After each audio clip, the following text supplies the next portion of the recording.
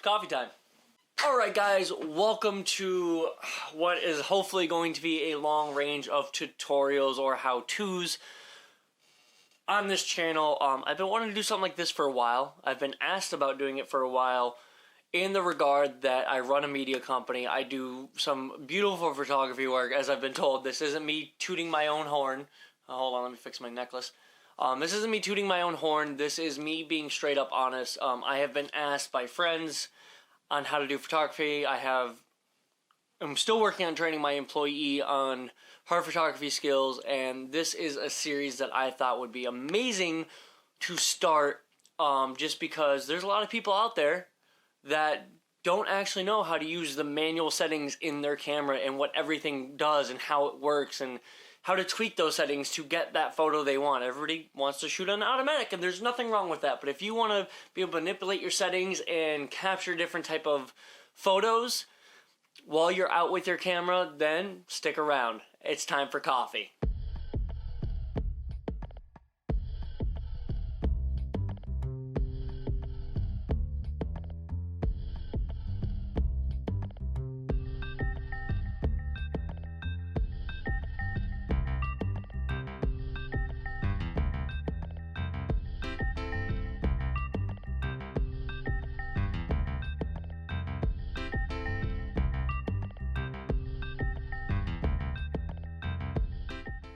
Alright, so before we get onto this topic, I want to thank you guys so very much for the continued support that you guys have showed me here on the channel. The resounding support over The Mountains Are My Home has been amazing, and I'm actually doing something in this video. You'll have to stick around. I'm actually going to be giving away 2 4x6 prints, one-of-one prints by me that I've recently taken. They will never be reproduced. They will never be put on Instagram or any type of social media. These will be one-of-one prints. I will sign them. If you are interested in winning these photos, wait around and I will tell you how to win these and what you have to do to win these photos. Like always, if you are coming to me for this advice, I am so very grateful, because I know there's a wide range of larger YouTubers out there that actually are doing this, and they work with such a wide range of cameras, and so I am humbly blessed for you guys to be here. Now let's get into the 4 things I'm going to talk about today on camera basics. One, they kind of go hand in hand. These are 4 things that I use every time around. First one, let's talk about it, shutter speed. This is how fast or how slow your camera is going to snap a photo. That is going to be what is going to open and shut your shutter as fast as it is that speed. Now, if you're doing a long exposure, maybe you're doing nighttime like stars like I did with my first ever Starry Night photo, you're going to have a camera mounted on a tripod, because it will blur the shutter. It'll drag shutter and blur it if there's too much movement. Those type of long exposures, where you're keeping that shutter open for longer to take in more light into the camera, you are going to want to have it on a tripod. Daylight photos, you just snap, because that shutter's closing so fast, it's not going to pick up any movement. It's that fast.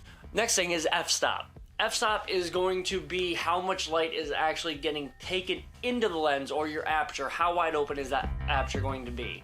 On certain lenses, per se, this Lumix lens, this is not sponsored by Lumix, just camera gear that I use. This is a Lumix 14 to 42 millimeter lens. It is a 3.6 to 5.6 or 3.5 to 5.6 aperture lens. And if I put that up, I'm not sure how well you guys are going to be able to see that. You'll see that that opening is very small. You're not going to get a whole lot of bokeh with this lens. Oop, that was almost bad. However, at wide open, it's going to let in as much light as possible at 3.5. In the case of the lens that I'm using to film this, the lens that I'm actually using is a 25 millimeter 1.7 lens. That means it's really wide open. It has a whole crap ton of light that can come through that, and that can help you get a bokeh effect, or where it blurs out. It's really great for interview style segments, portrait photography, everything like that. So learning what APC, the lower the number, the better light it's going to take in, the wider open that aperture is.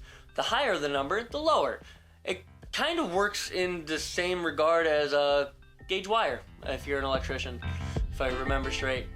May be wrong on that. Don't hold me to that. Next thing I'm going to be talking about is ISO. ISO is pretty much fake light. So if you're in a very bright area, you're going to have a very low ISO. You're not going to have almost no artificial light being added to a photo whatsoever. And it's actually light the camera is going to add.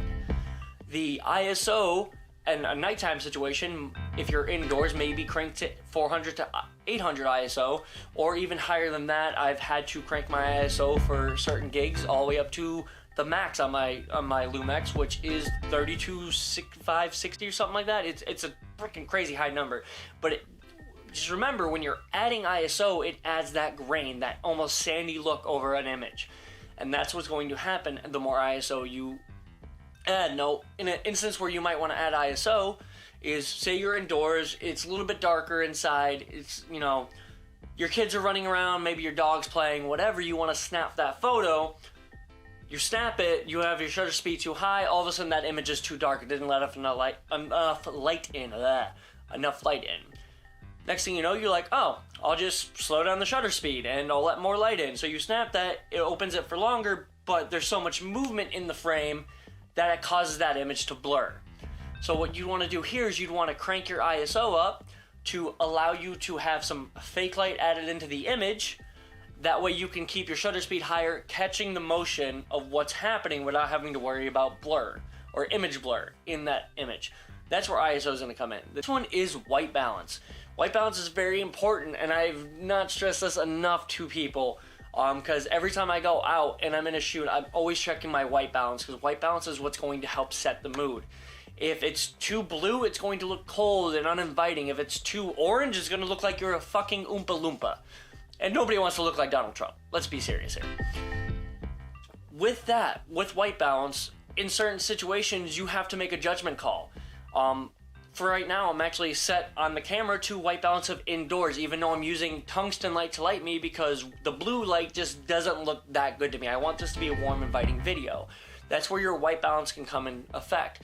If you're inside and you have your white balance set to sunny, it's going to change the look of the image, because it's either going to be too warm or too cold. If you're outside and you have your white balance set to tungsten, it's going to come out very blue or green, possibly even. And I've had this happen in past vlogs, where I've been out shooting with a friend and I went inside somewhere and I switched my white balance to indoor to make the image look like it's supposed to. And then I'll walk back outside and it's super sunny and bright, and that image just gets super distorted, and I have to fix the color temperature later in post, or I have to stop the video recording and switch to that setting. Those are the 4 things that I wanted to go over with you today. So let's review real quick. Shutter speed, how fast that shutter is going to open and close. Light, nighttime or long exposure settings with low light, you want to keep that open longer to let more light come into your lens to get that picture. Bright daylight, maybe a well-lit environment, you're going to snap that faster. You're going to have a faster shutter speed because you can take that. Aperture, how much light is actually allowed through the lens? What's your f-stop? Currently on this lens, it's 1.7. I can let in a massive amount of light into this lens. It also gives me a great bokeh effect, so I can blur out the background if I'm really close to it, if I'm super zoomed in. It's great for portrait photography. I use this on a lot of portraits. I use this for a lot of nighttime photography. That's what I use this lens primarily. I don't really shoot too much B-roll or anything with it. Next is ISO. You're in a dark space, you don't have any type of extra lighting happening, you want to catch a subject moving through the frame. You snap the shutter's too fast, the image is too dark, shutter's too slow, the image has blur. Crank that ISO, add some artificial light, the cameras can handle it. You'd be surprised at what these cameras can handle and what they can handle. You'll learn that with the amount of money you spend on a camera. So when you increase that ISO, maybe you crank it to 800 to 1200, you snap that photo, you can increase that shutter speed to grab that frame perfectly every time. And now your son that was running through the frame that looked like a blurry mess, or before the image before that was too dark you couldn't see anything, now looks crisp, and you have him playing with his pet dog, and it's a super happy family photo and it's ready to be hung up on the wall. And the last one is white balance. This is where you're going to be either, you know, too cold or too warm. Setting the right white balance is going to set the tone for the photo or the video that you're taking. And these are my 4 basic tips on Camera Basics 101 for shooting in a manual mode. thank you guys so much for watching this. It is my first one. If you'd like to continue seeing content like this, please leave a comment down below, hit the like button. If you're not already a subscriber, please hit subscribe, ring the bell icon. And now for the part that some of you have probably just waited around for. Like I mentioned before, to get these prints, which are one-of-one prints, 4x6 prints that I have recently took, you have to be a subscriber to the channel. The first one is here. This is actually a sunset photo taken from the lookout in right above Scranton, over by Lake Scranton. If any of you are from the NEPA area, you would know that area. There's a lookout there. I snapped this beautiful sunset photo, edited it myself, and actually printed it for this one-of-one giveaway. If you want to win this, I need you to go down in the comments. I want you to tell me what you learned from this video and hashtag sunset in it. Hashtag sunset if you want that photo, what you learned and how you're going to apply it to your future photo taking abilities. The second photo, this is a night shot from the lookout overlooking downtown Scranton. You can see all the lighting. It's a very low light, long exposure. The sky is very beautiful in that photo. That is yet again another one-of-one photo that will never be put on my Instagram. It'll never be uploaded to anywhere. It is going to be a one-of-one print that I'm going to send to whoever the winner of that is. In order to do that, there is an actual photo on my Instagram that I'm going to request you to go look at. I'm actually going to pull it up. I should have had this prepared already. This photo right here.